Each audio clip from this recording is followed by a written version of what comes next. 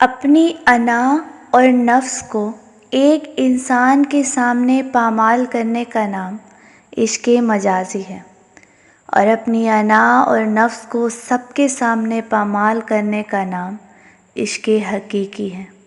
اصل میں دونوں ایک ہیں۔ عشق حقیقی ایک درخت ہے اور عشق مجازی اس کی شاخ ہے۔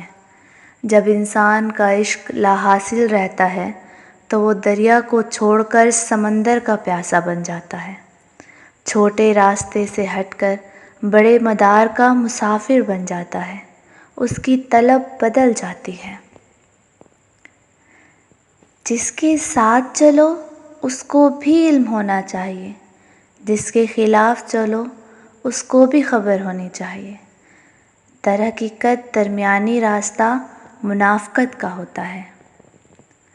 بند آنکھوں میں نظر آنے والے وہ لوگ ہوتے ہیں جو دل کے اس کونے میں بستے ہیں جہاں سے محبت جنم لیتی ہے۔